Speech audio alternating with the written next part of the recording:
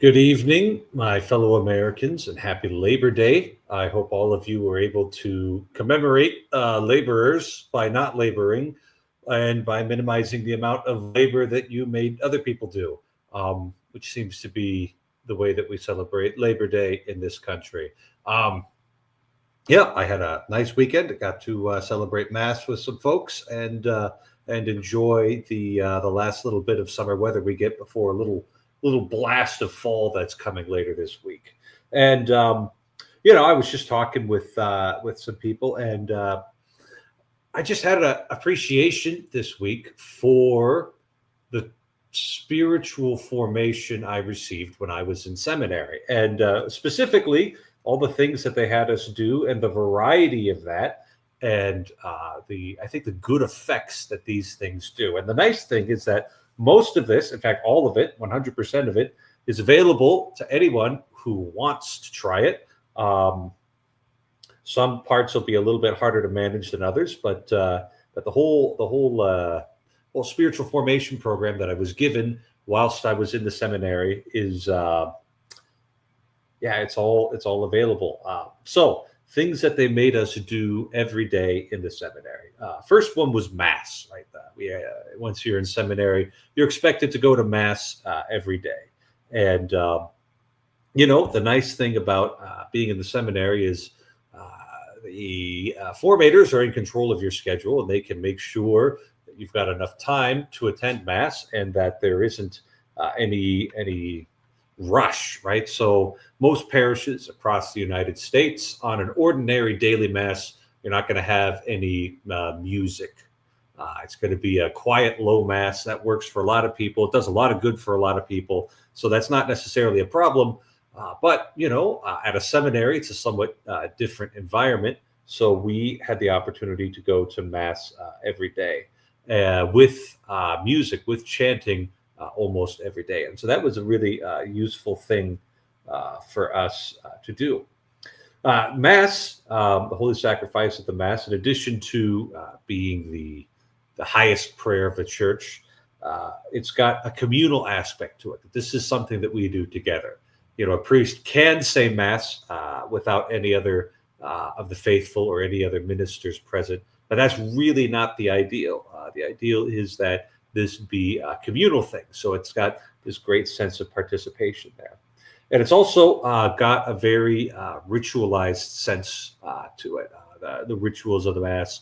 And what I appreciated, especially in my time in seminary, was, the quality of the seriousness with which people took the ritual of the Mass. That's the nice thing, is you're not dealing with, I don't mind dealing with younger altar servers, but with adult men, you're going to get a bit of a different, higher quality, a lot more seriousness, a certain level of discipline that you can expect out of people there. And so, day after day, week after week, that participation in the Mass changes you. You get used to the standing up, the sitting down. You get very familiar, especially if you do it over a number of years, with the readings that are in the lectionary. It starts to really get inside of you a little bit. Another thing that they had us do in seminary was communal liturgy of the hours, especially morning prayer and evening prayer. Now, this is something that I still do, and all priests still do, and a great number of lay faithful will do optionally. But there's something special about it when you're actually able to pray it with a large group of people, and especially if you're able to chant these words. It's got a lot of that feeling like you get with the Mass, where it's a liturgy, it's very ritual, it's very organized like that. One of the things that's a little different about the Liturgy of the Hours is you're mostly spending your time chanting the Psalms or other prayers from the Bible and other liturgical prayers. And so it's got a bit more of a meditative feel to it. It's a different way of praying. It's a complementary way of praying to something like the Holy Sacrifice of the Mass. It provides something different. It's still got that communal aspect to it. So that was a very useful thing to do. It's not quite as available as something like daily Mass. Maybe we should, as pastors, be offering it more. It's a bit difficult to get people to the point where they feel comfortable chanting all of the words, but the Liturgy of the Hours is most commonly done in the vernacular now, so we no longer have the barrier of the Latin language to people's understanding of it. Another thing that was very highly encouraged, and it could only be highly encouraged, was Lectio Divina. That's a way of meditating on sacred scripture. That was something that was taught to us, and they weren't going to enforce it. They weren't going to make us do that. But it is something that I took to, and I'd say probably the majority of priests take to and find a useful part of their prayer life. So it's taking a small passage of scripture and really praying with it in a deep way. So this has a bit of a different level of participation, a different way of participating. It certainly complements everything that we've talked about before. Specifically, what I find most useful about meditating on scripture is that it can become intensely personal. There's something about the Mass and Liturgy of the Hours that we all do together, and that's great, and it's certainly very useful and necessary to do. But the meditating on Scripture and listening to the voice of the Lord through the Holy Scripture, that can become very personal at times. It's certainly not guaranteed to always go that way, but when it does, you can really feel like the Lord is speaking a word directly to you in a way that sometimes isn't available in these communal liturgical prayers, and that you can go very deep into a particular portion of Scripture. Another part of the seminary formation, which is very common outside of the seminary, is, of course, praying the Rosary. I think I remember formation conference with Father Battersby. He's now Bishop Battersby in La Crosse, Wisconsin. He looked at us and said, if you guys don't have a devotion to Our Lady, you probably don't have a vocation to the priesthood. I took that very seriously. They taught us to, encouraged us to pray the Rosary frequently. This is certainly something that is not foreign to most Catholics. If they've been around the church long enough, they learn how to pray the Rosary, and a great many Catholics do pray it on their own every day. It's an easy thing to pick up by yourself or to pray with others. And in addition to the oftentimes intensely personal meditations on the mysteries of Christ's life, it's got this nice rhythmic and tactile sense to it.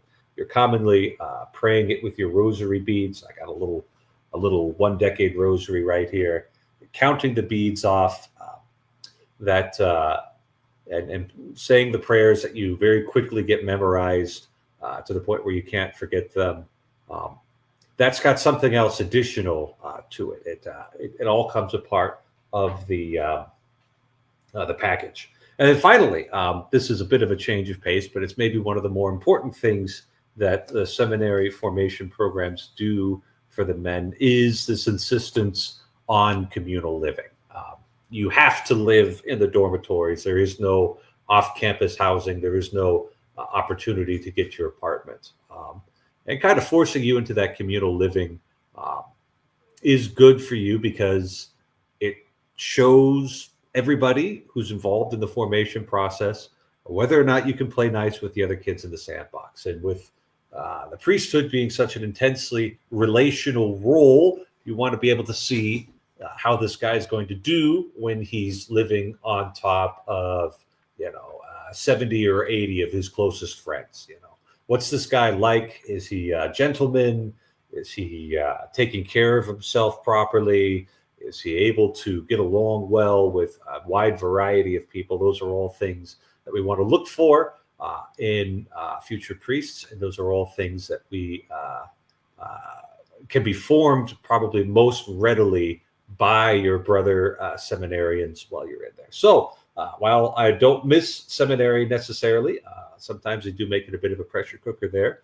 And while I'm grateful to be where I'm at, I now can look back at my time in seminary, look at the various things that they gave us to do, and see how over the past 14 or so years since I started seminary, how that's had a transformative effect on my character. I certainly hope that there's further transformations and further graces available from our Lord, but it's nice when things work. And so the Mass, the Liturgy of the Hours, Lectio Divina, Rosary, and the communal living were all different ways of participating in the life of Christ and in my formation to the priesthood. And I am grateful to the seminaries that I went to for furnishing that.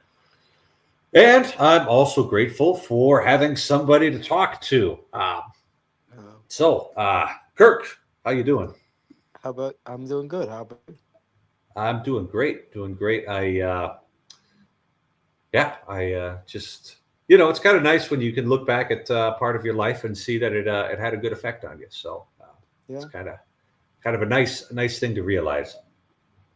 Yeah. I mean, if I don't plan on becoming a religious leader, but if I was, I would imagine that seminary would be a good personality constructive time. Yeah, yeah. What I really appreciate about the way that we're doing seminary right now, at least in the United States, is that we really are selecting for quality over quantity, and like that is the correct trade-off that you should make with clergy because it is a very, very high trust position. So, yeah. Just real quick, can I ask a question about stream etiquette before someone else jumps on? Are you thinking about things that might have been spoken about last week? Yes. Okay. Well, let's just say that if we return there, I've got some things on my mind. Okay, but could I just? It's kind of a question to prevent future incidents like happened last week. I think that I'll just take care of it. Okay. All right. All right. Yangon is saying something about having Papacites convinced me that Freemasonry is not compatible with Catholicism. I don't know much about Catholicism, so I don't know if Freemasonry is incompatible with it, and I'm not a Freemason. Freemason's incompatible with Catholicism. So there you go. Okay. Not Easy hard. peasy.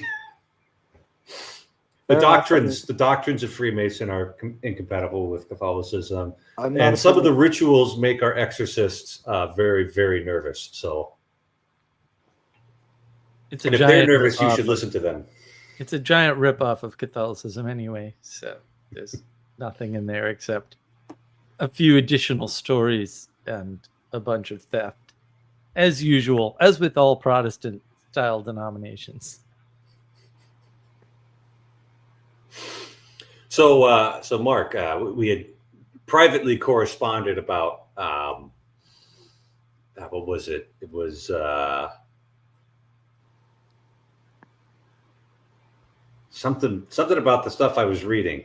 I'm going to look at the texts now. If you can't remember, something about the stuff I was reading that was. Well, there were two conversations going on. There was what you wanted from me, and then something different that I wanted from you. But distinguishing signal from noise. That's the one I was trying to remember. That's all the stuff. How you do it. Yeah, that's all the stuff that I was thinking about when I was, So that's something that Taleb writes about in Anti-Fragile, especially if you're looking at stock news all the time. Apparently, you're just getting a lot of noise and very little signal. So the ideal stock trader would not trade stocks very often, apparently. But yeah, that's all the stuff that I was thinking about that was given to me in seminary that helps like train things in your mind. So yeah, going through those things, that's what does it, like participating. So I was thinking about that today. So today we did a burn, and so there was a big fire in South Carolina over the summer or spring or something, and like some woman in a brand new development, probably moved in from out of state, lived right next to a state park, lit a fire, had no hose, and walked away from it. Lit the state park on fire. Took them like 3 or 4 days to get it out. So now we have to register with the state when we do a fire. And I'm like, really? That is not going to work. So that could work maybe in Massachusetts, but it won't work in South Carolina. Well, no, I mean, people are registering, and like we registered, right? But it takes 2 seconds, and you can do it the same day. So it's not, it's not in Massachusetts. You have to go get a burn permit from the fire chief, and it's only good for so long or whatever. And Yeah, it's a long process. Not in all of Massachusetts, I don't think, but in most of all of Eastern Mass, probably. But I was thinking about it, and I'm like, what would happen if they came to ask me questions, right? Because you can always look at, especially my yard, which is a mess, and go like, "Are you sure this is safe?" And it's like, listen, dog, I'm a Boy Scout, and I got my chits.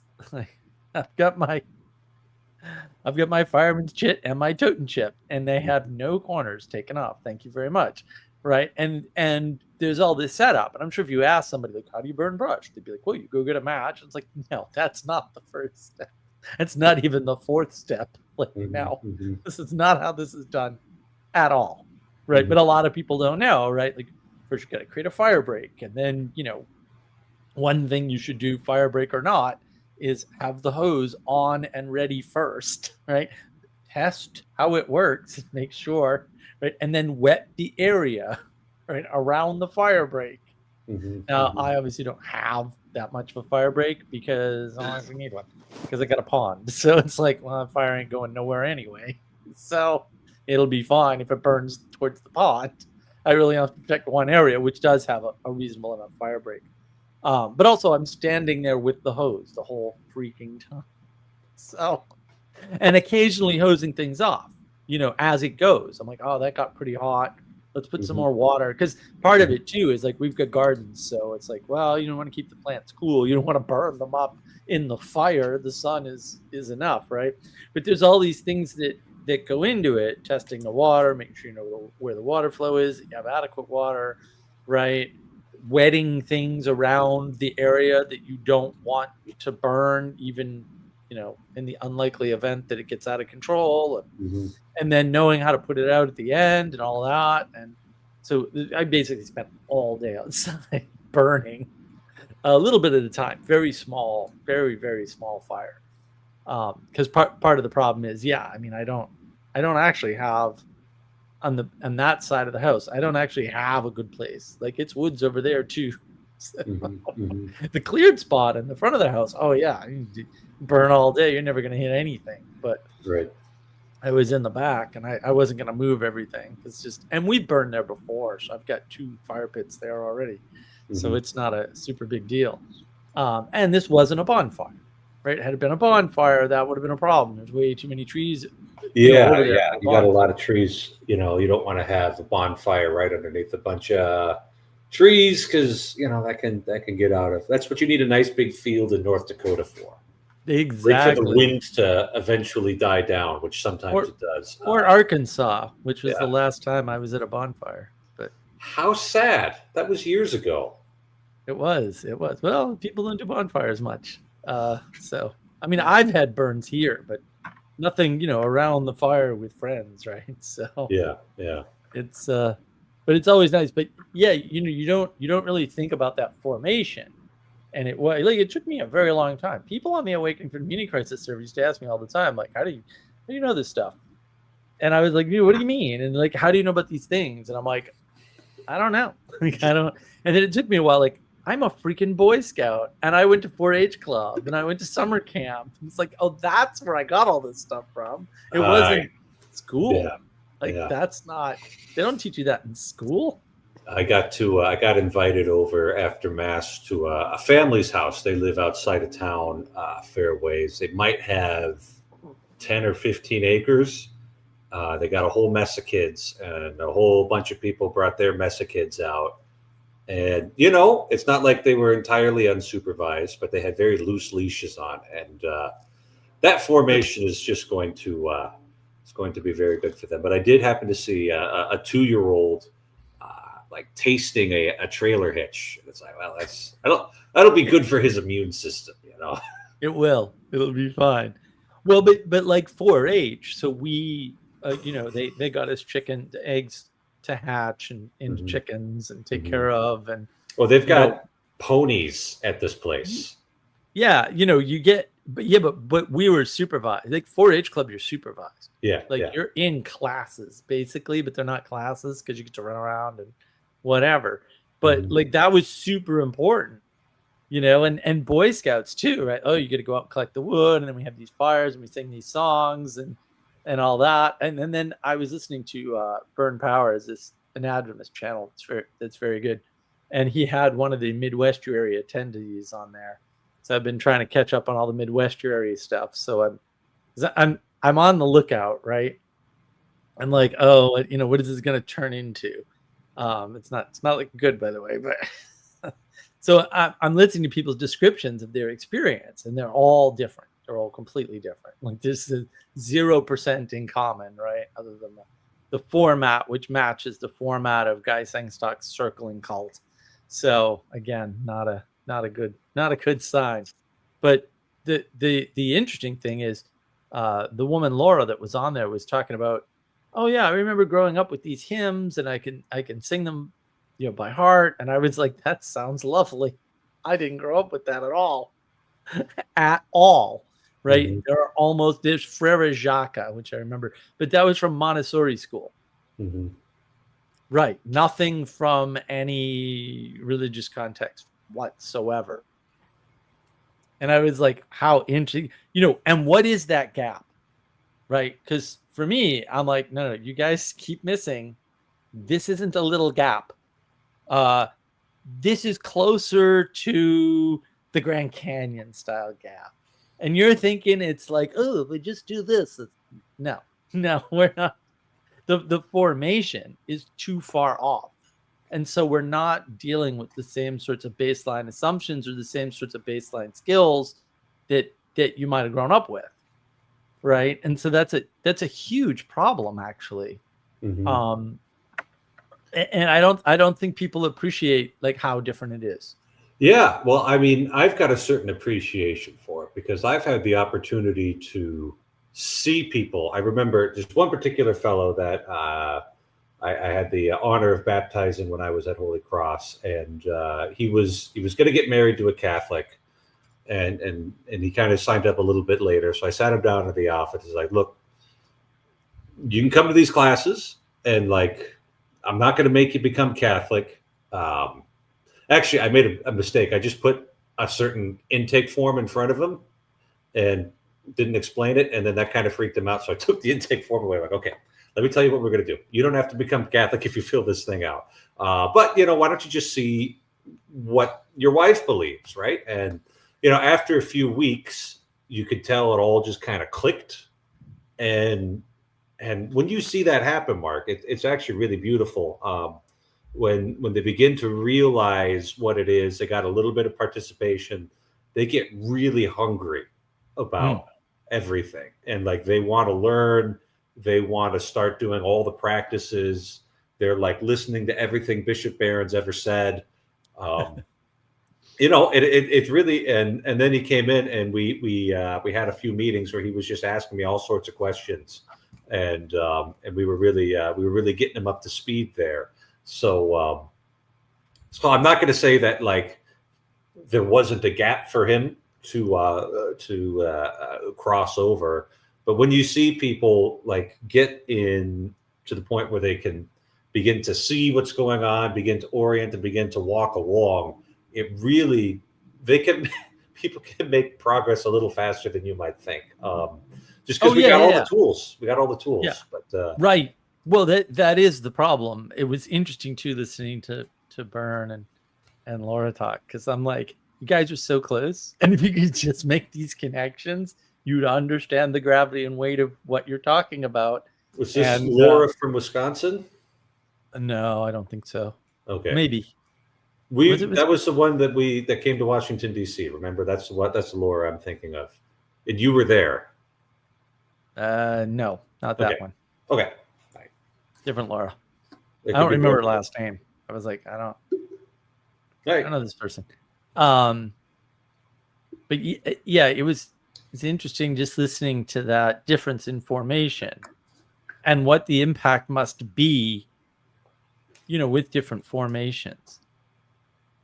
And I don't like, I think because we don't talk about formation and we use this stupid word education, which I'm becoming increasingly convinced is a psyop against sanity and reason. Like, people they're not really, this is part of the reason why they miss how far off Jordan Peterson is. right? Or how dangerous John Vervaeke is with writing letters to Hermes. Hermeticism, occultism, bad. Mm-hmm. Why? I don't understand. Like, really? That's not obvious. Like, does the sun not shine in the sky during noon? Like, I don't like. What else? What else are you missing? My goodness. Well, people get into this stuff. They do, like, it happens. It's not like this is a sin that nobody's ever committed. So right. Obviously, they're being tempted by something. Well, this novelty thing too. Like at the end, Byrne was saying like, "Oh, but we have all these new ideas," and I'm like, "You guys keep saying yourselves it was better in the past, and then going, but we have all these new ideas and not making the connection. That's how we got here." I'd say in my comment, I actually put, "Yeah, new ideas is how we got here. Could we like not get here? Mm-hmm. That would be better. Maybe there's a correlation because there's a causation. I don't know. Maybe that's the cause. This constant novelty, and because they're talking about if you have a band, that's necessarily theater or entertainment, mm-hmm. Right? So you can't have a band in church because then you've turned church into an entertainment complex. Period. End of statement. Not hard. This isn't hard. They can't make the connection, even though they've got all the pieces. I'm like, well, bad. It's not hard. It's just bad. Yeah, and it doesn't say that the church couldn't even, like, I think that was something that St. Philip Neri did back in the 16th century. Is he sponsored little concerts and poetry reading, but it was outside the church. They had other venues for that, but that was just kind of the way that he'd get people in. It wasn't all just his people, and then when they were in, he could have a little bit of influence on them because he was St. Philip Neri and Rome loves him. Well, it's a form of universalization, right? Oh, we want to attract all the people who want to be entertained into our church, which is in a strip mall. Like you guys really lost the plot. Yeah, it's like you're trying to imagine that you could do VeggieTales Church, right? No, really, right? Like you remember VeggieTales, guys? Yeah. You guys remember VeggieTales? I remember VeggieTales. It was right. Castle, you remember VeggieTales? I loved VeggieTales. That was amazing. Right. Like when it's something that you pop into your VCR at home, and like the kid, like I could tell that like, oh, this isn't the same thing as church. It was fine. Like I could watch Josh in the Big Wall, and having the vegetables getting slushies dumped on them as they were marching around Jericho, but you need that. Like church isn't special if it's in a strip mall because strip malls aren't special, right? So you denigrated the church. As a kid, I would have thought it would be weird if we did VeggieTales at church, right? Even though I knew it was Bible stories that VeggieTale was doing. So it's, you got to keep these categories. Crisp. But you can't if you mix them together, right? And then they always do the, where two or more in his name, and I'm like, oh my. First of all, way to misquote, and second of all, did anybody invoke his name? Right. They never do it. They never do that part. They just appeal to it. And I'm like, guys, like, I hate dishonesty like that. It just drives me nuts. They never invoke the name. I'm like, you didn't invoke the name. You just said, we're all kind of Christ believers, and therefore all the time that we get together, bang. Well, that's like some Karl Rahner, anonymous Christian stuff. Who's Karl Rahner? He was unfortunately at the time the most influential theologian of the 20th century. I think now with a few decades, it'll end up being Joseph Ratzinger or Benedict XVI. He'll end up being the most influential. So that's an upgrade. But at the time, he was the most important one. I'll give you his theology of the diaconate, and I think that should help explain things to you. So you've got deacons, right? What are deacons? Deacons are supposed to assist the hierarchy of the church in ministering in a number of capacities. So they have liturgical functions, and at least in the ancient church, they were kind of the administrators of the temporal goods and the bureaucracies, such as they were of the bishops, right? So that's the deacons. Karl Rahner's theology of the diaconate was that the community gathered around would notice the qualities of a particular gentleman and decide that they wanted to elevate him to this role on account of his his qualities there, you know, which is not the traditional way that vocations are thought about. Traditional way that vocations are thought about are you get called by God to it, you know. Yeah, I mean, it Coming from the sounds like top down rather than the bottom up. yeah, it sounds kind of like Thomas Carlyle. If that makes, I don't know. I've heard he was associated with this idea of like a hero worship in history, or maybe mixing up with someone else. Yeah. Was Warner, was he Catholic or was he Protestant? He was Catholic. He was actually the most influential theologian. His theology was basically taught without much exception in every seminary in the United States for a while.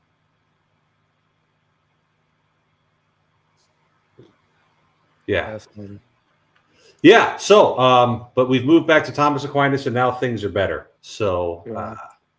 I'm a St. Thomas fan, right? I don't necessarily agree with everything he says, but from what I've heard of him, he seems like a pretty good guy. I mean, the only thing is Aquinas, I've heard, is pretty hard to study. Like I've heard reading the Summa takes years. Yeah, sure. So the nice thing about the Summa is that it's very well organized. So if you need to just look up a topic, once you get a sense of how he's got the whole thing structured, and it's 3, actually 4, but the second part's divided into 2 parts. So it's the 4 parts. Once you know where things are, it's very easy to find things. And so I don't know how many people, maybe the Dominicans do this, but like I don't know how many people sit down and just blast through the whole Summa. A lot of times it's just you look up the topic that you're studying and reference book, not a reading book. Yeah. Okay. Yeah. Well, that would be.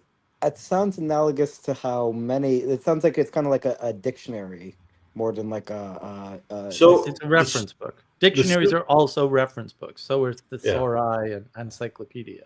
The Summa was a genre that we don't really have in modern literature anymore, where you would write on every topic contained within a field of study.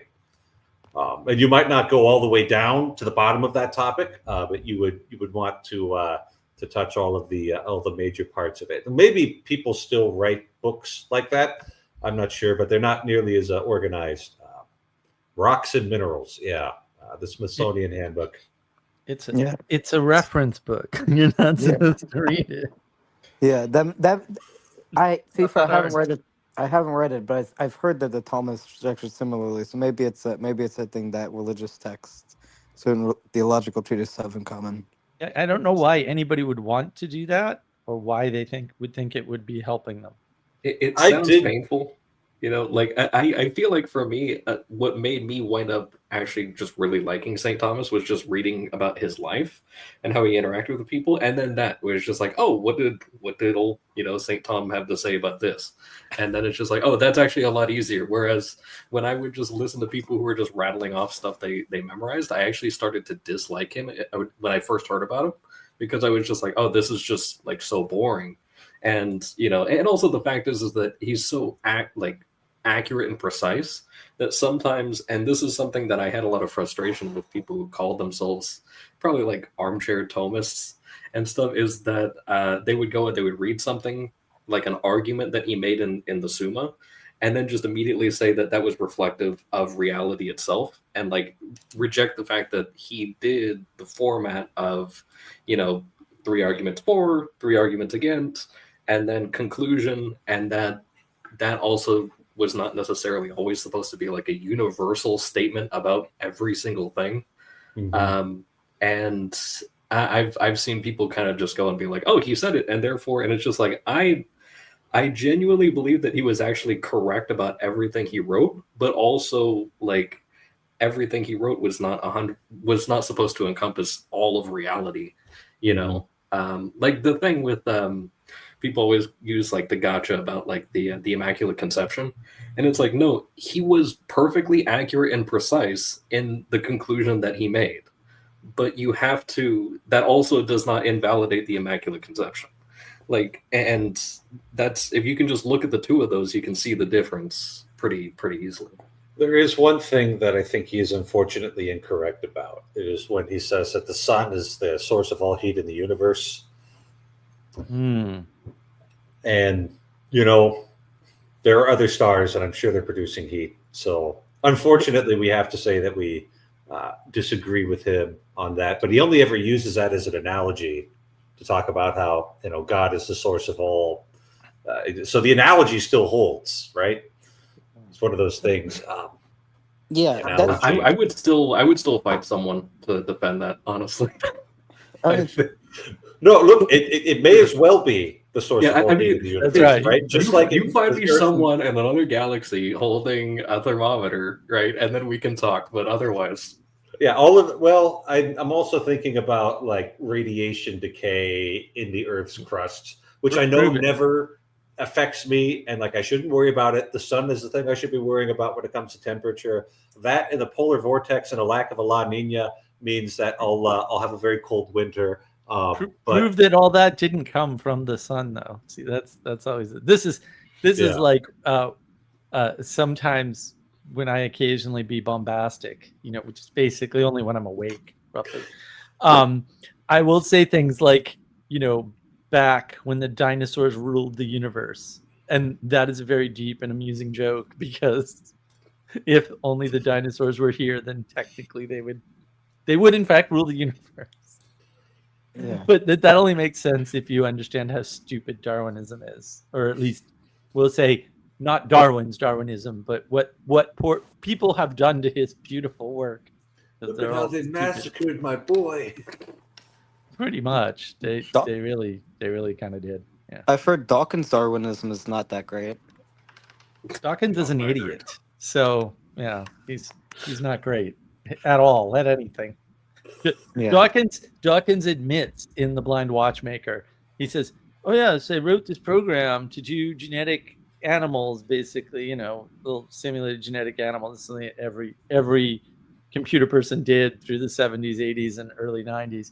And he said, I wish I had written a save function. And I'm like, all right, you're a moron. Yeah, I'm like, who's programming and not writing a save function for their output? Like, we're done. I'm done with you. Your IQ is negative. It's not. It's stupid. That just sent me right over the edge. I was like, I can't even with this guy. I can't even. And the Blind Watchmaker arguments are dumb. So, like, whatever. Yeah, I mean, I haven't read him, but from the interviews I've seen of him, he seems to be very much a mid-witty Anglo, scientific materialist type. I mean, that's the trouble with these Englishmen. Is like, if they've got like that, you know, public school polish, and like they just sound so good all the time. And here I am with my dumb flyover country accent. Like, how am I supposed to compete with that? It's amazing how much of it is that. Like you look on YouTube and you're like, how are these channels so popular? And at one point I asked my buddy Bill, who lives over in jolly old England, and he's like, no, just the accent. Sorry, it really is. It's just the accent. It's just so smooth, man. You just want to believe them. Yeah, that might be why Bertrand Russell was so popular with people, because of that English accent. Yeah, I mean, it's so powerful, and it's so well known that Family Guy uses it on the baby. And like nobody noted, like the baby's. Why do people think the baby's a genius? Because he talks with an English accent. That's why. Like, he sounds British. And oh, like one of my buddies didn't even notice until I said it to him. I was like, you didn't notice? Why not? Also, hysterical, because no one else in the house speaks with a British accent. Like, it's just, It's a very deep joke. Family Guy is very good. It's very good stuff. Is it now? Are you not a fan of Family Guy, Father? I won't say that I've never watched it and enjoyed it because that would be incorrect. But I don't know if it's made me better. Having watched it. No, it's very base entertainment. That's without without it making me better. I'm really not going to give it the category very good. Yeah, I mean, South Park, I would say, is a tier above Family Guy, because at least South Park has somewhat interesting political commentary, even though they've been missing the mark recently. But I mean, none of these like adult cartoon shows are great for the soul. Yeah, not edifying. Yeah, they're entertaining, and you need some entertainment, but there's better entertainment out there. I mean, there's not funnier entertainment. I remember watching the first episode of Robot Chicken, and it was like 15 minutes long, and I hurt myself laughing. I was laughing for 35 minutes straight. I couldn't stop. Oh, that's the trouble with humor, is that you're always in the realm of disorder. Yep. And like, sometimes that's just slapstick. You got, Larry, Curly, and Moe beating each other up, and that's one kind of disorder. But it can turn into mockery pretty quickly here. So I have a whole live stream on mockery. Mockery is bad. A whole live stream. If that's not proof, I don't know what is. Larry, Curly, and Moe were that was one arrangement of the Three Stooges there. Okay, I've heard of Three Stooges. I haven't watched Three Stooges. It's just slapstick, and if you're in the mood for that, it's probably the best there ever was. And if you're not in the mood for that, that's fine. Three Stooges and Abbott and Costello, just absolutely classic stuff.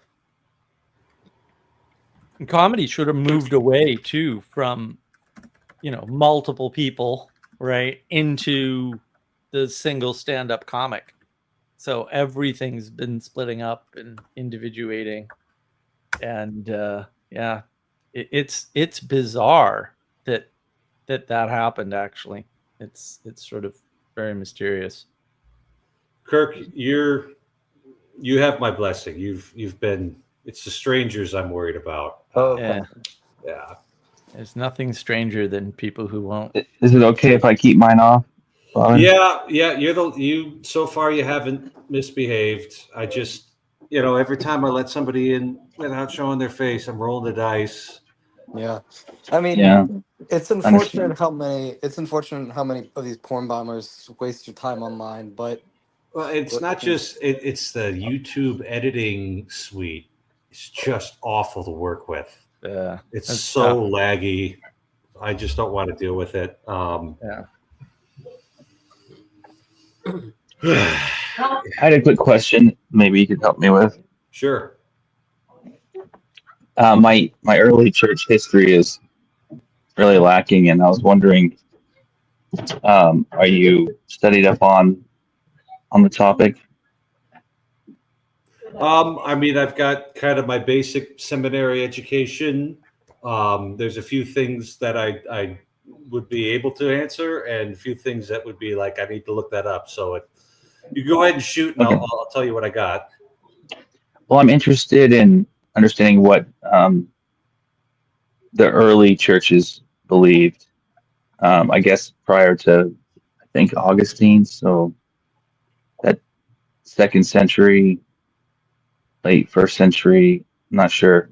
Mm-hmm. I was wondering. I hear that the prominent view of like the 6 main churches, well, at least 4 of them believed in some sort of universal restoration or reconciliation. Mm-hmm. And I was wondering if that's true, if that's accurate. Yeah. So when we look at, let's say, pre-Edict of Milan Christianity, you've got a fair amount of diversity there. and that's kind of what you should expect. Is kind of early on. Less things are codified, more things are kind of up in the air there. And as we kind of work through the process of history and the process of time and begin to expound more deeply on the mysteries that we've received, that things have become a little more codified, a little more set as you can say, we've explored and mapped the territory, if you want to use that sort of language. And so, you can even find very well regarded early church fathers that have opinions that are no longer accept, like we wouldn't consider that acceptable. There's a few I can't remember any of them off the top of my head, but there's a few points in like Saint Irenaeus, right? I have a recommendation. Yeah. The demonstration of the apostolic teaching is it's the audiobook as well as only like 2 hours, and it's a really nice condensed one from Saint Irenaeus. Yeah, but sometimes with those early church fathers, you've just got a little bit of there's just little oddities that are floating around in there, and some of those very early church texts there, and we studied some of that in seminary, and it doesn't mean we throw them out. We certainly appreciate the contributions that Saint Irenaeus, Saint Justin Martyr, Saint Ignatius of Antioch make. But sometimes there's different things that we need to. We just need to focus on. So all of that to say, perhaps we could look at some of those early church fathers. I need to get a list and read what they wrote, see what they were actually teaching. But I don't have a grasp on that before, right off the top of my tip of my fingers. So, well, I've been going down this road and I can't seem to find people with an adversarial view that would look at the text constructively with me. And I find the case for ultimate reconciliation to be very strong. And I've searched, and usually the appeals are very emotional rather than textual. It's an instant, shut down, or I don't know how to explain it. Yeah. Are you? Yeah. So, I mean, you're dealing with some of the immune system of the church, we could say, especially with Catholicism taking a lot of Augustine as a real source and theological teacher. So, from what I can tell, and it seems at the time of Augustine, there was a switch, at least in that church, that became kind of the centralized predominant church. They when they were switching to Latin, it was less affluent in the Greek. And so my word studies in the Greek in Scripture concerning this topic has led me to think that, it was the Latin language and translation that really spurred a lot of the contention. Mm-hmm. Yeah, that's a theory. That's a theory right there.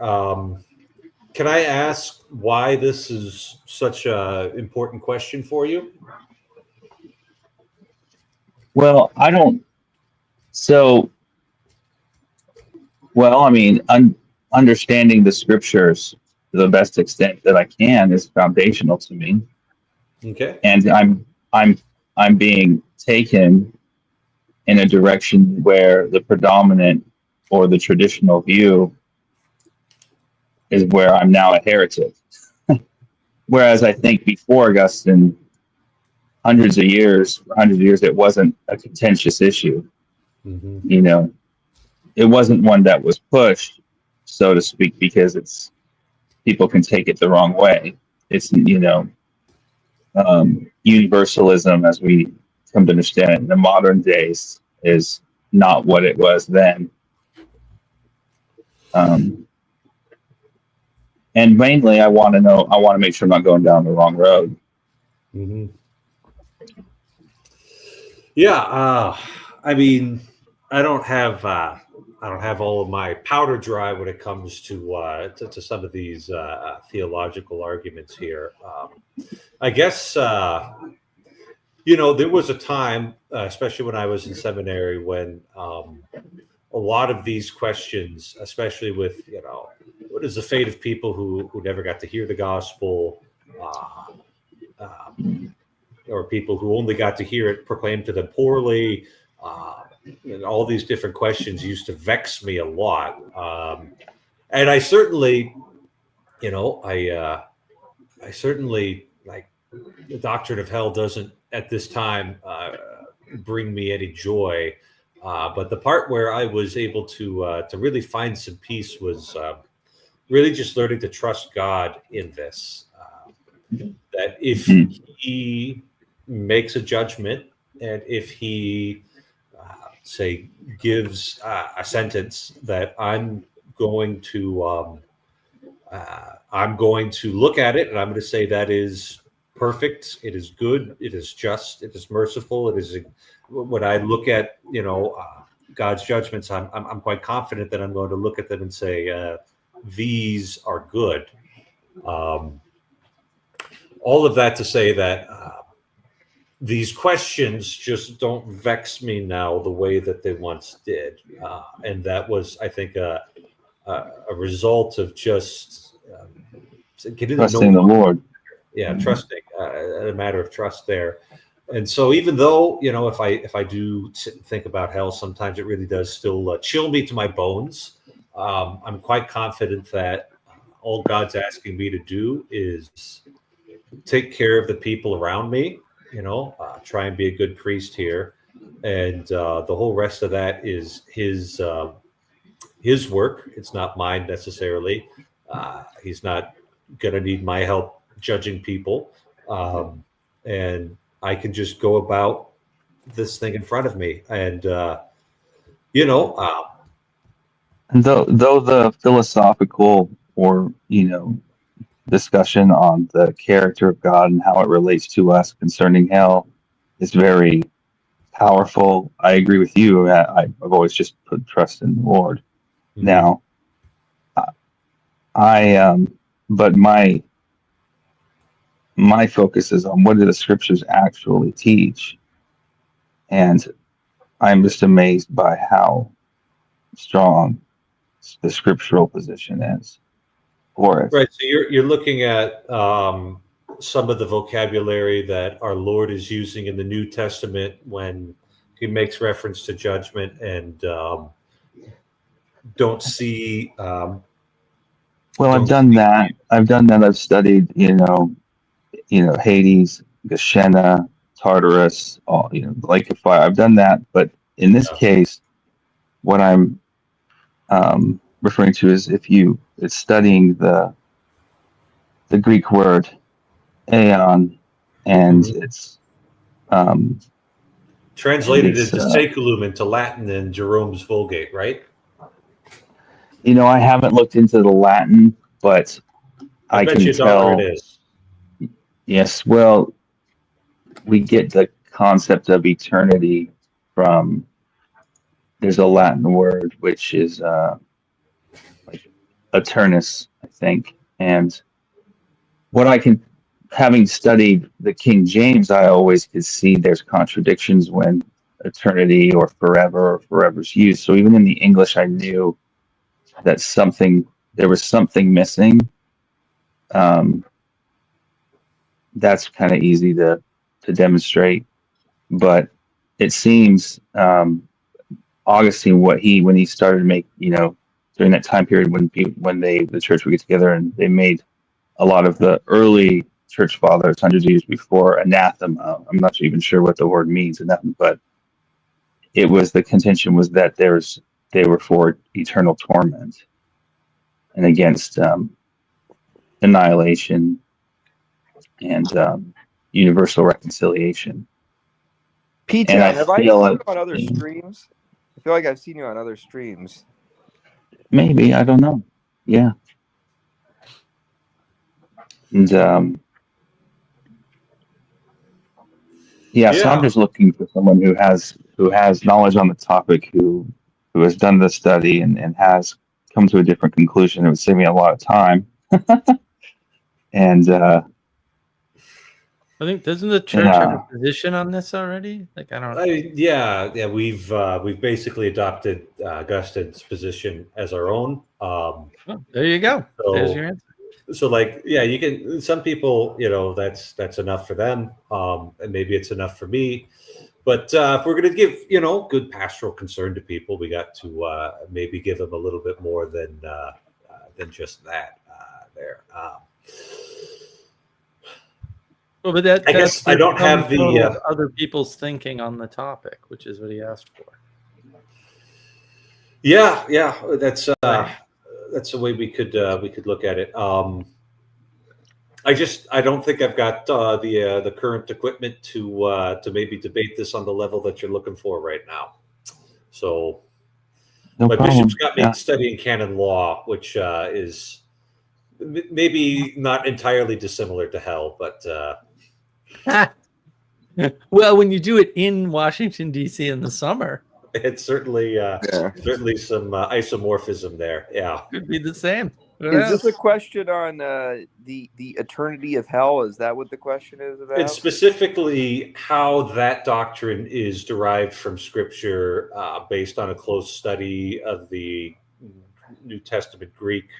If you read something like David Bentley Hart's translation, maybe there's I like David Bentley Hart's translation. Actually, I use it sometimes. It's especially when I'm working with the New American Bible, which can be very smooth.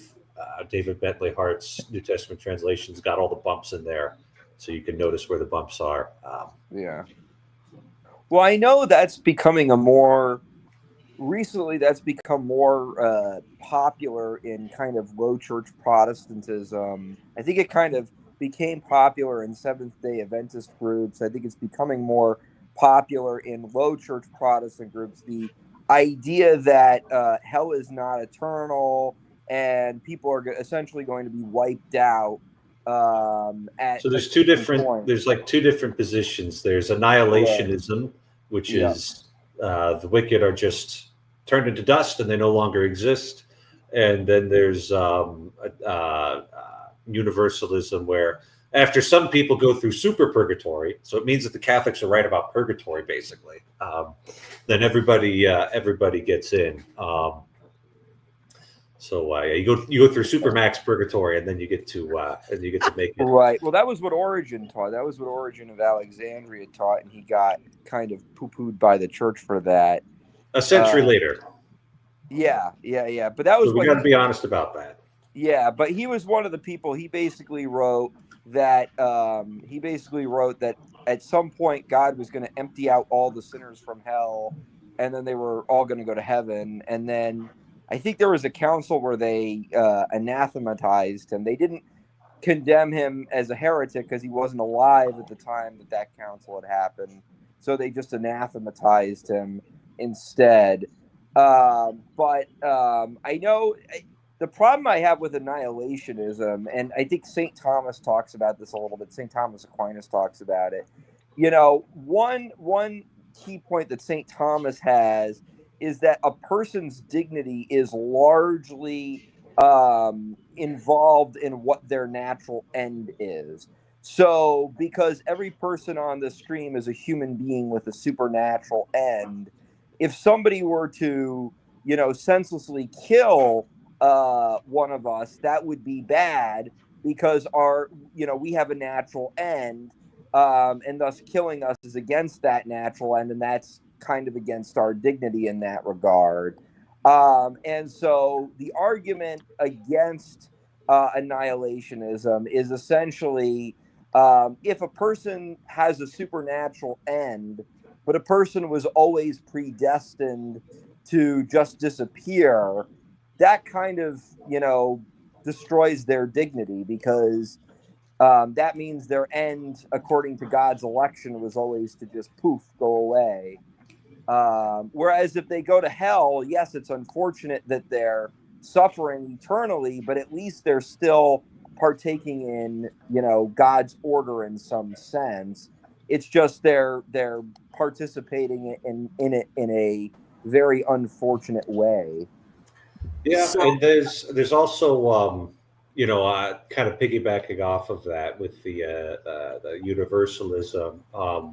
It does seem to, at least for me, take kind of the stakes out of things, where it's like, hey, everybody gets the door prize, no matter how they lived on this earth.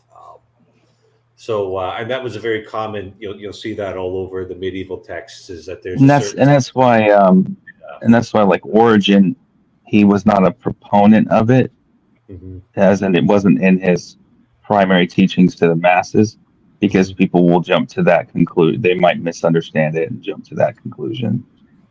With Father Eric's permission, I would like to pull a St. Thomas Aquinas move and quote Rabbi Moses, who says, there are certain things that the Bible bothers to talk about quite explicitly, and other things which are just merely hinted at. And it's kind of better to stick to the things that are very explicitly said, especially in matters like this. Like how many degrees Celsius or Fahrenheit hell is not a huge deal in the prophets, as much as if you do bad things, God is going to punish you. And if you do good things, God is going to reward you. And that's a very, very common thing throughout the Bible, without talking in degrees centigrade or Fahrenheit. Yeah. Which is, I mean, I didn't say it quite like that, but is a sort of a thing that we had talked about here. I'll let you guys. Like, if I could I'll let you guys go. Okay. All right. Yeah, sorry, a lot of people. Let's go with Castle. You haven't talked in a while. I was just going to say, if I could just oversimplify it, being is good. You can always make it worse by your own decisions. Sometimes you'll get negative feedback so that you can adjust. And if you don't do that, then things can just stay bad and continue to get worse. And like you can experience that in a participatory way in your own life. And you can just see people get worse and then not decide to get better.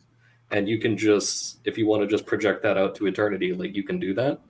And like that's up to your own participation. You don't have to worry about other people in that scenario. It doesn't, right? It's not a contest between other people. It's a contest between, how much good can you do given your limitations, whatever they may be. Yeah, I've always, well, maybe not always, but as I've thought about these things, I've come to more greatly appreciate what the Catholic Church represents. And as far as I'm concerned, and hopefully Jacob takes this with good humor, it takes the best of Jewish religion, Roman law, and Greek philosophy, puts it together in a crock pot and cooks it up real slow. And the flavors all balance each other out very nicely. And so, I think of some of the arguments that you'll find in the St. Augustine and some of the later medieval period supports this a little bit better, and maybe helps clarify some of the more obscure sayings of our Lord. And that might be the best Catholic answer that you're going to get. Maybe you can go around and find some other Catholics. If I had a book recommendation like right on my fingertips, I'd give it to you, but I'm afraid I don't. So, well, grace to all of you guys. Thanks for having me. Yeah. Yes. It's interesting topic, and God bless you. Yeah. Oh man, time sure flies when you're having fun, right? Time sure flies when you're talking about theological issues like that. Maybe it was dragging for Mark. That doesn't seem like it was his. It's definitely dragging for me, this idea of discussing theology ever. Like, were you in a monastery for 20 plus years studying? Then you're not a theologian. What do you do? Just like Aristotle, he says nobody should write about metaphysics until they're 50. There you go. Yeah. But I don't think Thomas it was Aquinas metaphysics. wrote De Ente et Essentia when he was 25. So, Yeah. I don't think he said metaphysics, because that seems to be a marketing trick by a book publisher that a bunch of PhDs fell for somehow. A first century book publisher. It's just right. a collection of Aristotle's works from the first century. Yeah. Still, it's a marketing ploy by a bookseller that you fell for when you're using the term metaphysics. Good luck. Well, Aristotle also denied or was skeptical at the very least of the principle of participation. And I think St. Thomas was more on board with that. So I think there were some things he disagreed with Aristotle on. Yeah. I mean, I don't know. I remember. Have you ever read any sections of A History of Philosophy by Frederick Copleston? I have not. That is a fabulous. I mean, I haven't read the whole thing. It's another one of those reference things that you're a little foolish to try and just plow through. But I've got it on my shelf, all 9 volumes, in 3 volume sections. But it's, this is back when, if you had a Jesuit in the university and he was going to write a book, and when he gets to the end of his sections on Plato and Aristotle, I really found this compelling. He looks at them, between the two of them, as having like a complete philosophy, and like, you don't necessarily, like, you can kind of, like, when you want some of the more universal stuff here, you get the forms from Plato, and then when you want to like bring it down to earth, you get some of the hylomorphism, but you kind of put it all together and make it happen. So in a crock pot? In a crock pot, yeah. Which is how the Midwest is fed. Well, I don't know if you've read any of Father Cornelio Fabro. I've not. Yeah, he's a 20th century Dominican from Italy, but he like specifically writes about the Thomistic view of participation. Like all the books he writes, he doesn't write about like any other topic except for the Thomistic metaphysics view of participation. Mm-hmm. Like that's like his niche kind of topic. Yeah, and one of our professors in seminary said that was kind of like the hot area of study in Thomism, was rediscovering Thomas's doctrine of participation. Just in the nick of time, I should say, because people are opting out all over the place, and so more participation is better. I think. I hope. Yeah.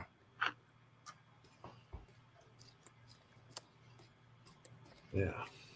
I was thinking about, earlier on you were talking about all of the different types of participation that you experienced in seminary, and how, many people just kind of the regular repeating ones, right? Like there was a number of different, it was just a survey. It wasn't an exhaustive list.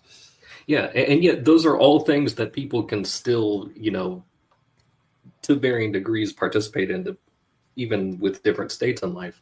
Mm-hmm. And, I was even thinking about that with respect to like, the silly Veggie Tales, side thing, where it's like, well, you have all of these different things at all these different layers, and that you can have even things, especially if you got kids or whatever, you've got, the little supplement.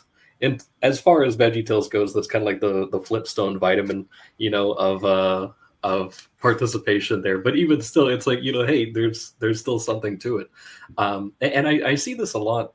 Like I'll notice new people that'll kind of show up at my parishes, and there's this one couple that often sits behind me, and you can kind of tell that they're non-Catholic, but they're really trying to get immersed, and you can see that, like, they're really paying attention, and they're participating as much as they can. And a lot of times you wind up seeing this with people who didn't have a particular formation growing up. To your previous point of, sometimes they can actually advance pretty rapidly, and you'll see people just hit the ground running. I mean, my old buddy, like Josh Weinstein, who unfortunately passed away like nine months ago. He was very old, but he was super, super into he converted when he was much older. But the whole thing of praying the rosary with a large group of men was a major thing that reminded him of his childhood formation that he had. And that was his sort of way of integrating all of that and then being able to kind of share that with the younger guys. And just kind of seeing like, and I remember at his funeral, the priest was there saying that, sometimes converts wind up sort of making, like the rest of the Catholics look bad, because they really go and hit it super hard. And I think for sure he was a great example of that. So it's nice to kind of see, that you have people who have the great formation and they can remain strong and impart that to others. And then you get the people who, you can kind of get, like I heard this analogy today doing a little bit of spiritual reading that, when you have dryness or there's sort of like an absence of consolations. Yeah. I mean, you have that, but also even just like for sure in the prayer life, that if you're lacking consolation, you're in that desolation state. But also if in general, you just have this complete sort of, maybe you would call it like crisis of faith type thing. And you really allow yourself to just kind of be, I guess, bored, like lean into the desolation and see like, okay, where am I really lacking here? That the analogy was that dry wood is much more likely to be set alight even by a small spark. And like you really see that with some of these guys. So that's just something that I kind of see, I'm not really reading about it so much as just noticing it on the faces of the people that I kind of participate with, even if I don't know their names half the time. Yeah, that's a great analogy right there. I'm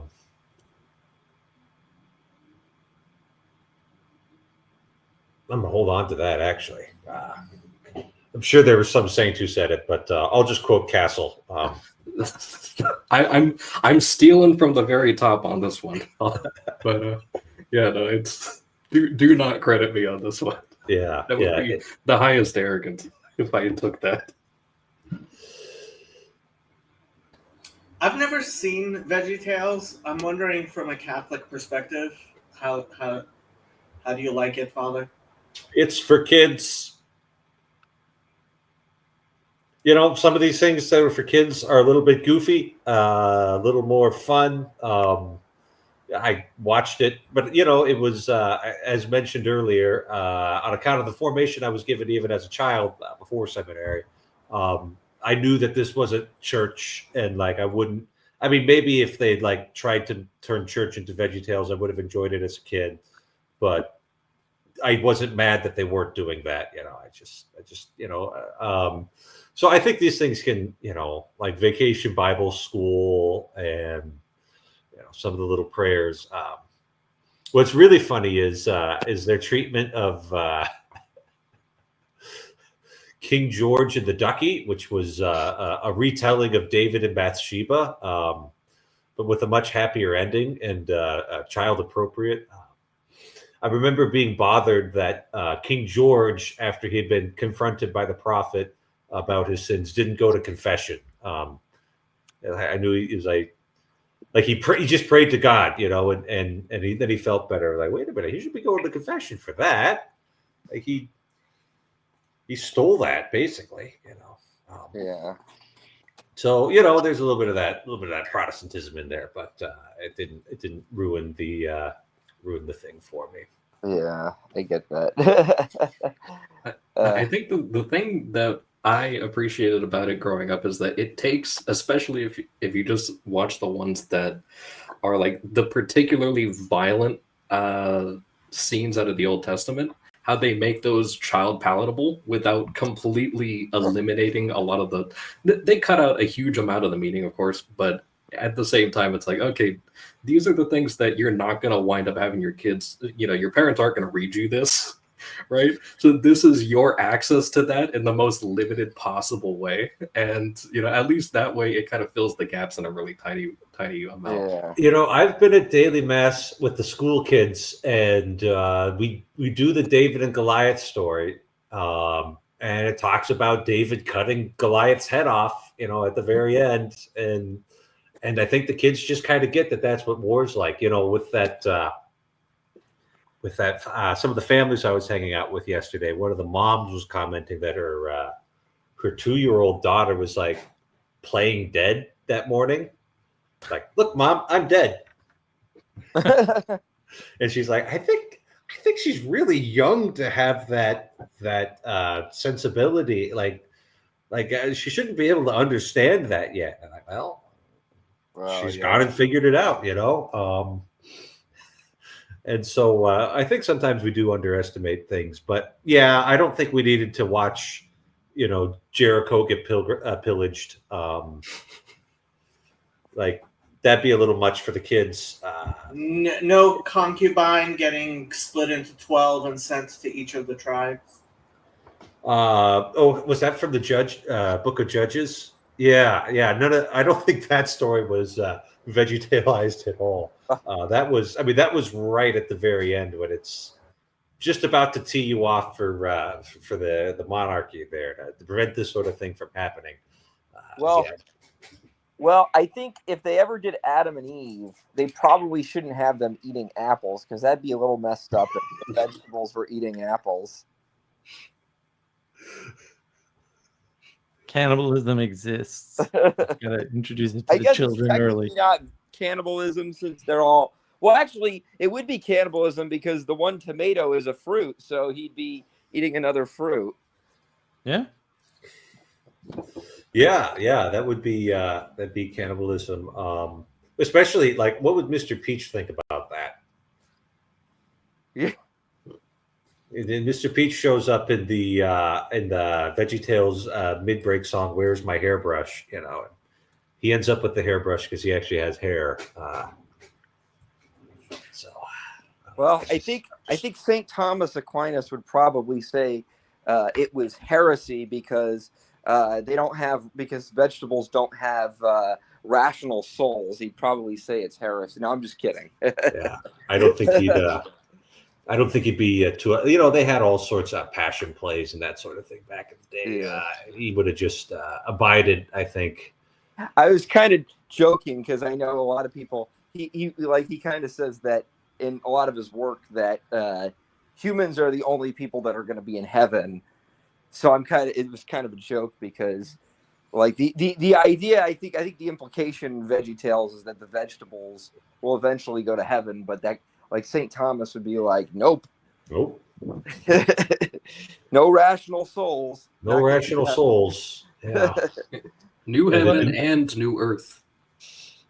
Yeah. Well, we could have the new earth discussion here. I just like that the Dominicans from the St. Joseph province sell a coffee mug that says, "Your dog isn't going to heaven." Is it not possible for it? Okay. No dogs go to heaven. Perhaps in the resurrection we'll have dogs there. I'll have our dogs there in the resurrection, but not heaven. I have to disagree. We are actually going to be doing this book on my channel soon. The Case for Animal Souls, which I helped translate this from the original Hebrew. And so in case you want to hear the case for, we will eventually do this on my channel. It is available on Amazon as well. No, I think as a well-known and well-respected internet theologian, that this discussion about cartoon vegetables and whether or not they have souls is Very underrated, but super important, and we should definitely bend all our efforts henceforth to. I think we need to endow a chair at Catholic University of America to study this topic. Yes. Well, I think Exactly. they have souls. The question is do they have rational souls with a supernatural end? Well, I'm right there with Aristotle and Aquinas that they don't.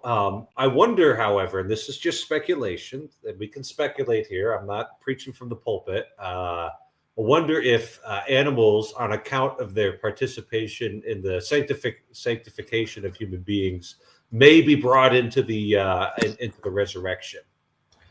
And that's something I've been thinking about.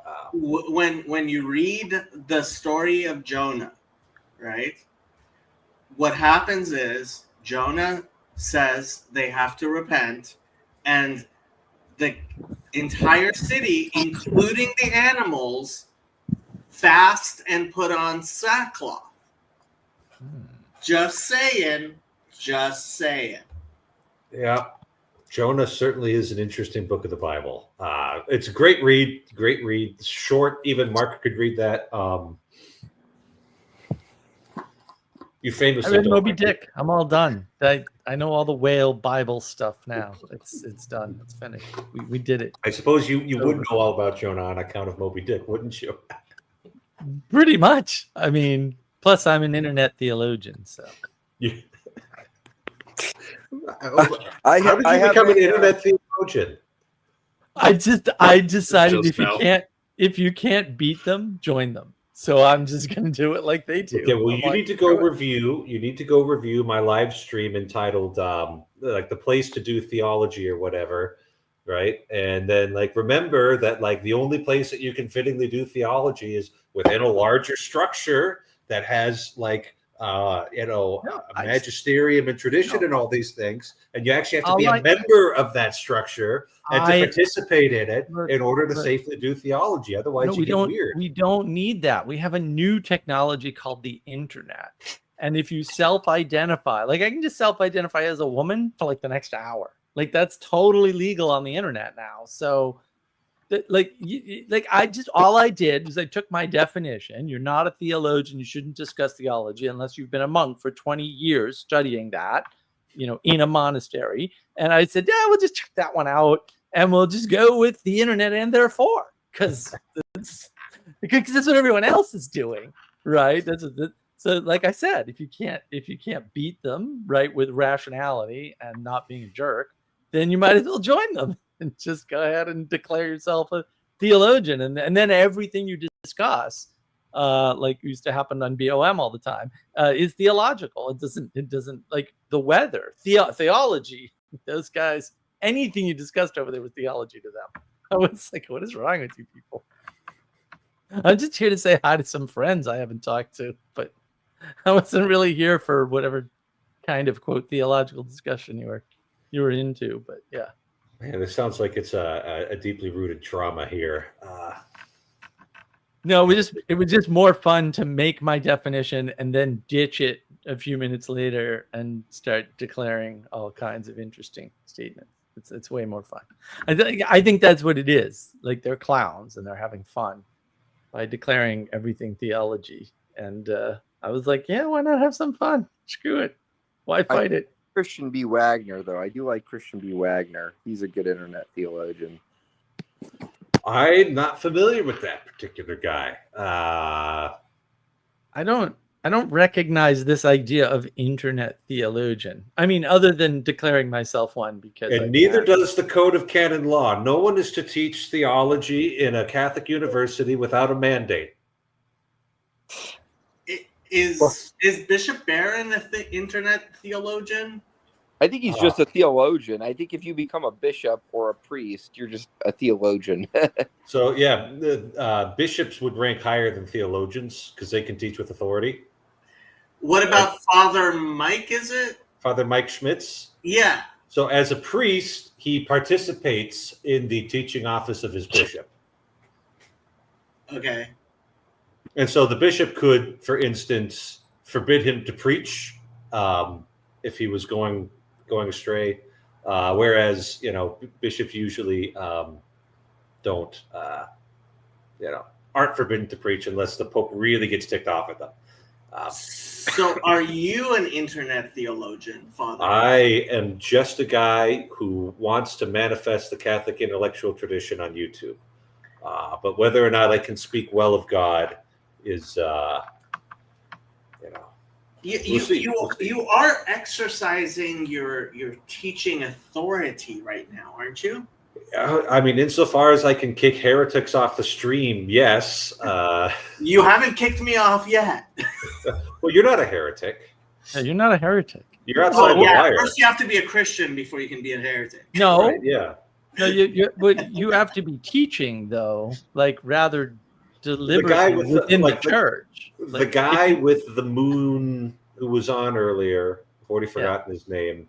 Like, he wasn't teaching; he was just asking questions and saying, "I'm finding these arguments compelling." So it's like, okay, well, let's talk about this, right? Because that's what happens when you flatten the world, right? You suddenly think that saying or thinking is the same as teaching, and therefore you're a heretic. Like BOM guys used to do that all the time. Well, I mean, Sam Adams or Sam, what's his name? Tiedemann, I don't know what his name is this week. Did that, right? It was like, oh, I'm a heretic, and I'm like, you're in a Universalist Protestant church. Like the idea of heresy isn't even possible in such an environment. But sure, you can be a heretic because you have a bad thought, I guess. Just like you can be an internet theologian, like you can be whatever you want. I can be a woman right now. Well, you know what the trouble with the internet is, Mark, is that you pick your own name. Right. No, it's perfect. That's the trouble with the internet. You just get to pick your own name. There is a reason I use my natural name. There's a reason I switched. I won't tell you all the names I've used on various different interconnected systems, internet or not, but yeah.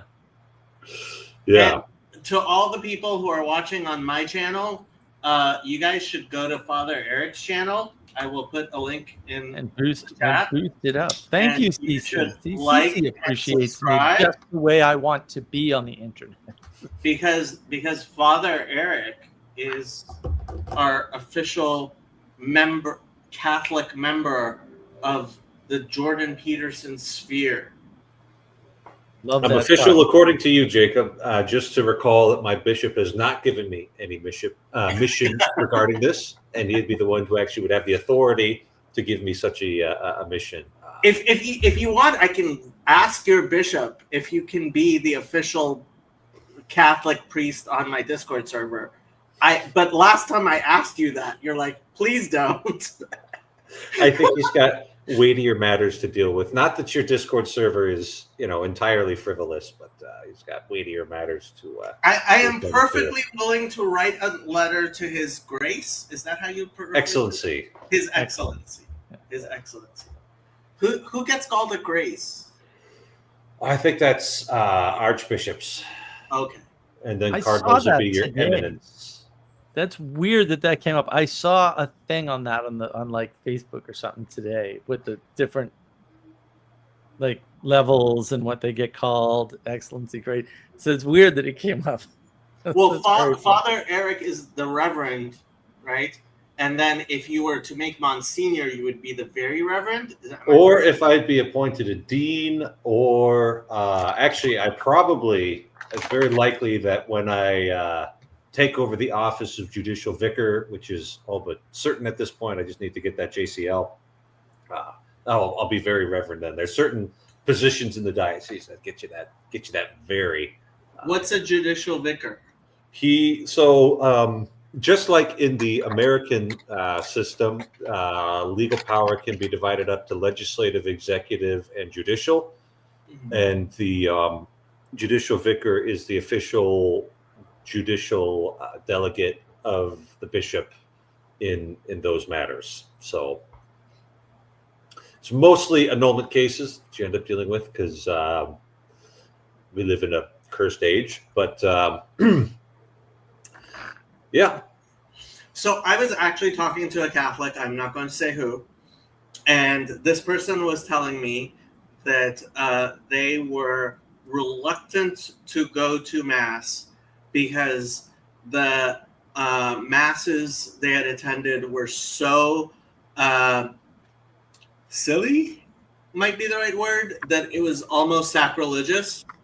And might very well be sacrilegious, yes, depending on the severity of the offenses. And this person was telling me that they preferred not to go to mass as a Catholic than to go to masses they were worried were being sacrilegious. Heresy. Yeah. So it depends on certain circumstances, right? So if you can drive 20 minutes to a more suitable mass that won't drive you nuts, then you're probably obligated to drive the 20 minutes. That's not an unreasonable expectation once a week on a Sunday morning to do that. I could imagine you'd start getting, so the law doesn't oblige anybody to do the impossible. So if it's a blizzard in Fargo and there's 4 feet of snow on the ground and you don't know how you're getting there, it's like, you don't have to go to mass that week. You should, out of reverence for God, do something, pray a rosary, read the Bible reading, scripture readings, see if you can get it on TV, something like that.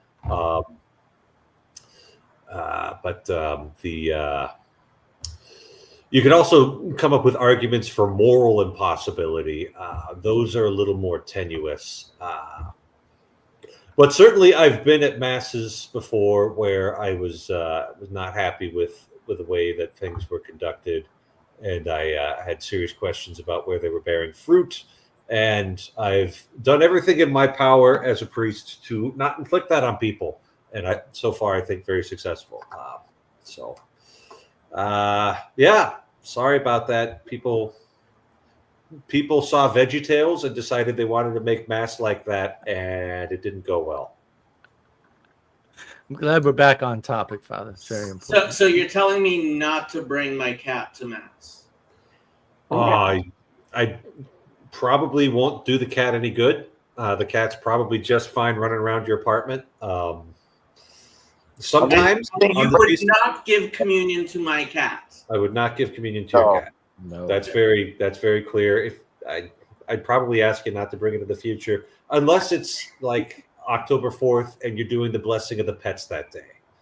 Okay. Some places they do that, and we can sprinkle some holy water on your pets and bless them. I mean, her name is Shadow of Death. Can you actually bless Shadow of Death? Yes, I can. Okay. It's Shadow of Death is in the Bible. Well, that was my joke. See, this is the Valley of the Shadow of Death, and this is the Shadow of Death. Get it? That's her valley. There you go. I got it. Can I return it now? Fear no evil, Mark. Fear no evil. I got a black cat just so I could name her Shadow.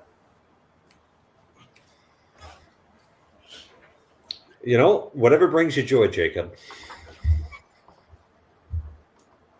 But yeah, it would be heroic for your friend to suffer through those masses and offer up her suffering.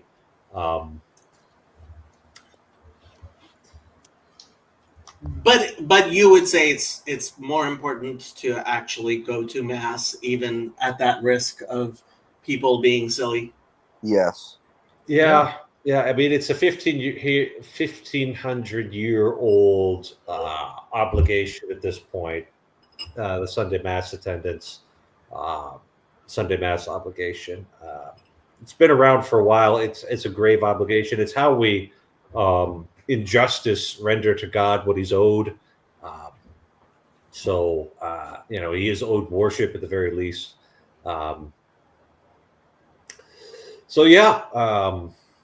That'd be my answer. But I would want to know a little bit more about the particulars of the situation, which you are well within your rights to not reveal on the internet. Well, I mean, I It was just somebody I was talking to who is a Catholic and was mentioning there is a traditional Latin Mass available, which they sometimes go to, but just the normal weekly Masses, which apparently their local bishop was not happy about the traditional Latin Masses. Okay. And this person, I was only speaking to them briefly. Okay. All right. So yeah. Yeah, I mean, look, I can't stand the clown masses as much as the next guy, but at the same time, if let's say you lived in a neighborhood where the only church like that you could possibly get to was a church where they were doing a clown mass, and the church still had the valid form of consecration. Again, St. Augustine, addresses this. That person is still acting in persona Christi, which means that if you receive the Eucharist from a priest, even if the priest was in clown makeup, you're still validly receiving the body of Christ, and you're still partaking in the propitiation of the Mass or the Divine Liturgy. Again, I don't think it's ideal. I don't think it's ideal to go to an irreverent Mass at all. But again, I think, I says I'm not going to go to Mass at all because the only Mass near me is an irreverent Mass. I think that's kind of utilitarian reasoning in a sense. I think what Father Seitz said is absolutely true. It follows the order of justice that man give God, a certain degree of worship, which comes through the participation and the propitiation of the Mass. And it's also, per the office of justice, that he be given a certain amount of time per week. And if you're going to say, I'm not going to go to any Mass because the only Mass near me isn't ideal, then I think you're getting into a situation where you're essentially violating the eternal law to, kind of stand on sort of, principles that may, not be. There's a simpler solution to all of this. Yeah. We're just going to do the red and say the black. Right. There you go. Do the red. So, Jacob, when you read a Catholic liturgical book, the instructions of what to do are in red, and the words of what to say are in black. So you just do the red, you say the black, and don't make stuff up, and don't make a bunch of jokes, and we'll be fine. Like, I don't know how people have managed to overcomplicate this so badly. They're good at it. I've been spotted. Yes, we've been spotted. This is a fun canonical question here. Ordinarily, no. Catholics are obliged to accept sacraments from Catholic ministers only. In certain exceptional circumstances, like let's imagine you're in the steppe of Siberia and there are no Catholic churches within 100 miles, you could, in that case, probably fulfill your Sunday Mass obligation at the local Orthodox church. And if I had to guess, the Orthodox priests there would probably, let a fellow Christian stay there, but you probably wouldn't be getting communion from them. Right. Even though on our end we wouldn't forbid that, as long as all danger of indifferentism is removed. So I'm actually wondering if Father Stephen would give a Catholic who made such an objection and came to his church communion. I wouldn't. I think their bishops would say no, don't do that. Whereas why would you go? It's 2 hours of standing up, listening to someone say Theotokos 1,000,000 times, and occasionally somebody says wisdom. And then there's smelly stuff everywhere. Well, I don't know. Catholic, Not so that appealing. I'm Byzantine Catholic, so I basically do that within the confines of Rome, anyways. But I mean, I think when it comes to the Eastern Orthodox Church, I mean, the thing you also have to understand when it comes to receiving, say, the Eucharist from the Eastern Orthodox Church is what the sacrament is supposed to signify, and part of what the sacrament is supposed to signify is the unity of believers in the church. But again, if a person, and it's supposed to mean that within the Orthodox Church as well, but it's supposed to kind of signify the unity of believers within the Eastern Orthodox Church. So again, if you don't believe in Eastern Orthodox teachings, why would you partake in a consecration of the sacrament that's meant to signify the unity of believers in a church that you have no theological interest in? I would think that would create some internal problems. Why all is right, it there's about some canon law theological? I'm posting in the chat here. Hopefully it all comes in the but Canon 844 has all of the stuff here. So Canon 844 paragraph 1 says you're only supposed to approach Catholic ministers, and that's pretty clear. 844.2 says that whenever necessity requires or genuine spiritual advantage commends it, and provided the danger of error or indifference has been avoided, Christ's faithful, for whom it is physically or morally impossible to approach a Catholic minister, may lawfully receive the sacraments of penance, the Eucharist, and anointing of the sick from non-Catholic ministers in whose churches these sacraments are valid. So there would need to be a case of physical or moral impossibility in order for that to be allowed. So that's the official canon law that is our guidance here.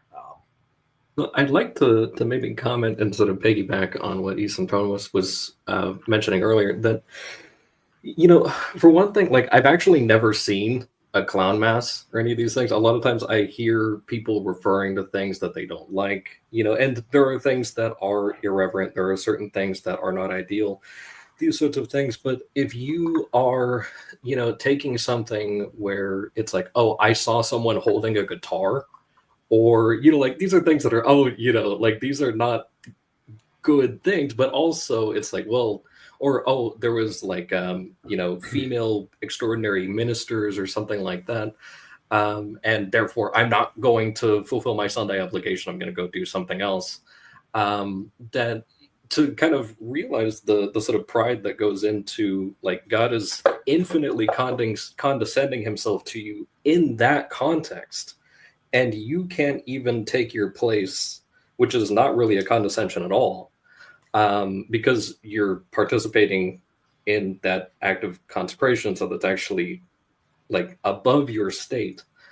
And then, deciding, like, oh, I'm not going to do that, like, you are the clown in that context, So I remember asking Father Stephen about the possibility of reunion between the Eastern Orthodox and the Roman Catholics, and he said he thought the biggest obstacle was what he called the liturgical abuses, and I asked him for an example, and he was particularly bothered by little girls passing out communion. Yeah, we've only introduced extraordinary ministers of Holy Communion recently, which, if you know anything about history, the younger it is, the quicker these things could perish. So we'll have to see. I've always dreamed that if they wanted to make a serious ecumenical contribution, a great way for the Easterns to help remind us Westerns about our own relationship to our tradition would be for some, metropolitan archbishop or even a patriarch, if we could manage, at some ecumenical gathering, standing up and with firm authority, no, he's absolutely correct, saying there won't be union between our churches until you guys figure out your relationship to your own tradition, because all of these innovations are a major obstacle. And until those are dealt with in a satisfactory way, then nothing's going to happen. Because our understanding of church is that we keep the tradition of the apostles. And, and I think that would actually, like, here's an imagination about church history, right? Let's just imagine if we can understand this. And it's coming from the Catholic point of view. So like just get ready for the Catholic point of view here, is that we've got these daggone schisms, right? We've got these daggone schisms. Now, why would God allow a schism to happen? It's not a good thing to have the body of Christ torn to pieces. Like, nobody would want to see that. That's obviously not a good thing. And we come back to end of the book of Genesis. You meant it for evil, but I meant it for good. And he's got his own purpose to everything that he allows to happen in this valley of tears. And so what if it wasn't just for this moment that the Orthodox were allowed to split off for a while? And, they would fastidiously keep the tradition of the apostles, which is a good thing. And just when Rome was beginning to teeter, when the bark of Peter is beginning to lilt seriously to one side, they can come in and pull a little bit of counterweight here. We can get orthodoxy and orthopraxy, and getting those things balanced out together again. So, maybe that's one way to understand these things. I don't know, though. I'm not even a theologian on the internet. I'm just the director of liturgy and the guy who carries the bishop's bags and the canon law student. So, as director of liturgy, do you allow little girls to distribute communion? Our policy in the Diocese of Fargo is that extraordinary ministers of Holy Communion should be at least 16 years old. I would say, I think the biggest thing that's kind of standing between the reunion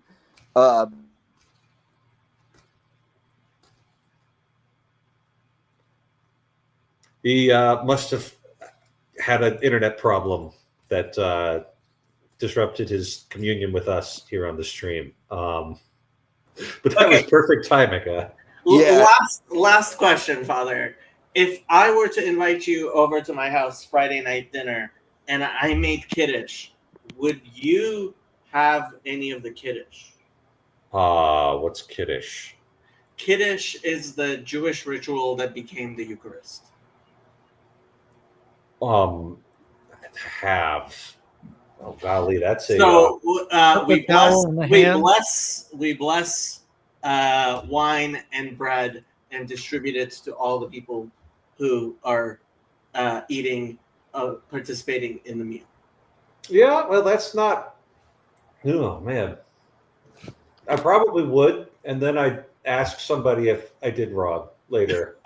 One of those ask for forgiveness rather than permission. Well, Yosef invited you for a Friday night dinner. And then they had a COVID outbreak, but I didn't know what I was getting into. Honestly, it'd be a bigger problem if you were feeding me meat. Really? Oh, on a Friday night? On a Friday, yeah. Yeah, Friday night dinner definitely always has meat. Although Yosef sometimes does vegetarian kiddush because he's modern that way. Oh, how modern! Yeah. But I think the biggest thing standing in the way of reunification between the East and the West is probably just the filioque. Because again, at least from my perspective, the concept that the Spirit proceeds from the Father and the Son makes perfect sense. But that is something that the Eastern Orthodox Church views as like a vicious and horrible heresy.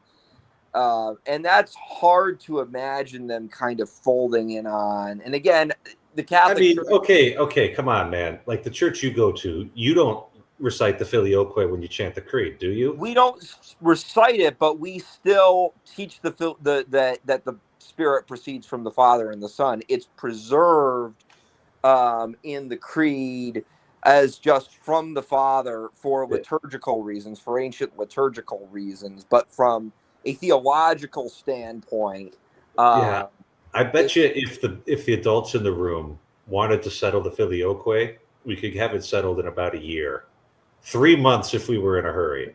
What really worries me is the drifting on practice with divorce and remarriage.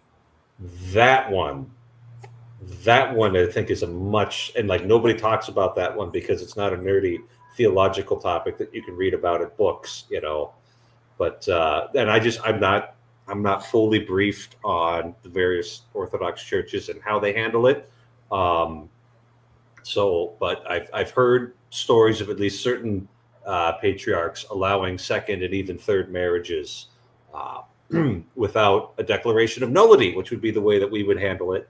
And declarations of nullity are not given as favors; they are investigation of facts. So if you can't find enough evidence, marriage enjoys the favor of the law. So that's, if I had to worry about something, that'd be the thing that I worry about. Well, also in the Russian Orthodox Church, in some sects of the Russian Orthodox Church, they teach rebaptism if a person receives a Trinitarian baptism outside of the Russian Orthodox Church. Now, not all Eastern Orthodox teach that, but specifically many sects of the Russian Orthodox Church. If you became Russian Orthodox tomorrow and you had already been baptized according to what, at least we would consider to be a valid baptism, they would make you get rebaptized all over again. Which, obviously in the Catholic Church, there's a belief that if a baptism is done according to the right form in other Christian sects, that a person isn't to be rebaptized. Like if you were baptized in a Baptist church and they said, I baptize you in the name of the Father and of the Son and the Holy Spirit, chances are, most likely you wouldn't have to be rebaptized if you then converted to Catholicism.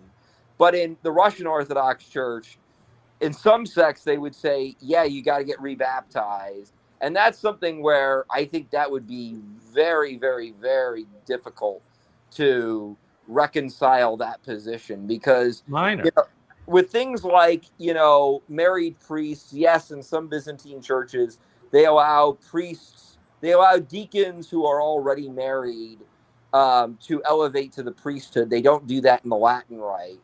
But again, when it comes to something like being, rebaptized, that's something that is a very touchy theological issue, at least with the Russian Orthodox Church, that I think it might be an issue with. Now, again, I know not all Eastern Orthodox Christians believe that. Most of them don't.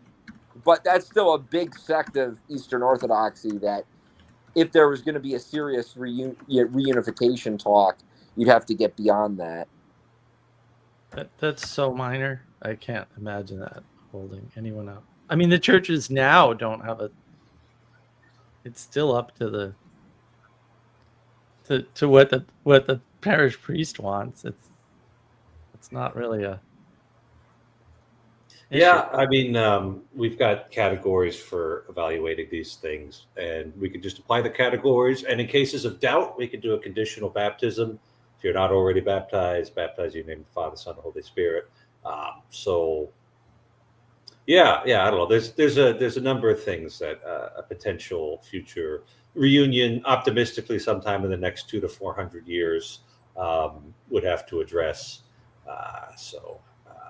You know what? It's not my number one concern.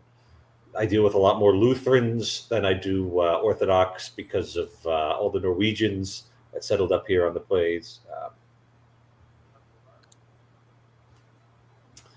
Yeah.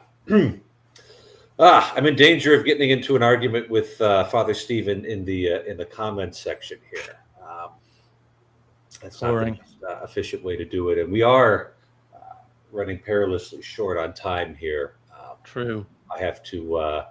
You should do a video with you, and you can discuss it out properly, like proper internet theologians. I'm not a theologian, Mark. I don't have a mandate from the bishop. I use the power of the internet to theologianize you. It's a new word I made up. It's great. So done. It's fixed. So I mean, if Father Eric and Father Stephen want to have a discussion, I am perfectly willing to mediate it on my channel. That would be an interesting discussion for the two of you to have. Well, the only reason he knows about me is via you, so it seems fitting enough. And he has my email if he wants to arrange something. So yeah, I'd be fine. He's a fun guy. I'd appreciate it. But I think that we have done well tonight, and I think that it is in fact dark outside. That I have to go to work tomorrow, and that rational creatures should go to bed under such circumstances. And so I appreciate everybody's participation, even Mark, and I hope you all have a blessed evening and a blessed week. And yeah, do the red, say the black, go to mass, go to confession, pray the rosary, don't skip leg day. Good night. Good night. Good night.